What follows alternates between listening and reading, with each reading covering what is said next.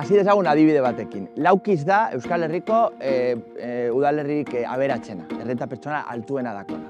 Zer dau Laukizen? Laukizen ez dago industria, edo ez dago enpresa handiak. Badago zehozer, baina berez Laukizen dagoelan da unbemendi urbanizazioa. Eta nor bizi da unbemendi urbanizazioan? Euskal, poteredunen, aberatzen eta burgesia altuko jende bat.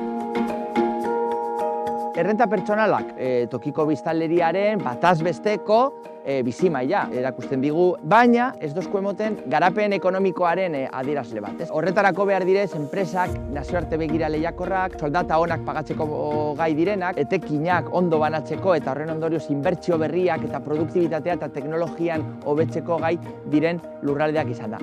Kasu honetan, bere banaketa soziala, lanpostu onak sortzeko gaitasuna eta bizitza aurrera atarateko ikuspegi batetik esan da, nik uste dut Euskal Herria beherakada ekonomikoan dauela. Hor beti dago trampa estatistiko moduko bat, hori diz bilakaera nominalak. Eta berez, urtean urte bilakaera dekoguna errenta pertsonaletan alderatu behar da prezioen bilakaera edo bizitzaren kostuaren aldagai ezinbestekoarekin. Eta hor zer ikusten dugu? Aldi batean, prezioen gorakada nabarmena egon zen, batez be, Ukrainiako gerra eta garai hartan egon ziren prezio askundea, baita energia kostuak gora direla eta gero, azken urteetan bebai, badagoela bi alde non prezioak nabarmen gora egiten ari dena. Bada, bezinbesteko likagaiak eta batez be, etxe bizitza kostuetan. Eta errenta txikiak dituzten hainbat eta hainbat familietarako, non errenta pertsonala prezioekin alderatuta behera egin du eta bizi baldintzak okertzen ari dira. Europako bataz bestekoa, baina nabarmen bajuagoa dago Euskal Herrian eta beheranzko joeran gaude alderaketa horretan. Orduan, bai, Euskal Herria Espainia baino beto, baina Frantzia baino txarrago.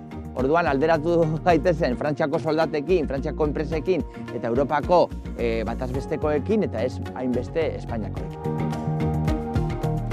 Udalerrien errenta altuak efektu erresidentzial baten ondorio dira, ez? Eta bereziki nabarmena da, goi-klasiek ez dute nahi hiriburuetan edo hirigune handietan bizi. Ze hor konzentratzen da pobrezia, konzentratzen da prekarizazioa, Bilbon adibidez oso evidentea dana. Bilbon bizitzea, gaur egun Bilbo da hiriburu non dauen pobrezia eta saltuena, non dagoen bazterketa sozial larria, etxe bizitza arazo etengabea, ez bakarrik pobreentzako edo beko klaseentzako, baizik eta bebai lehengo klase ertaineko biztanleri bat ez duela bere burua topatzen. Donostiak kenduta nik esango nuke beste hiru hiriburuetan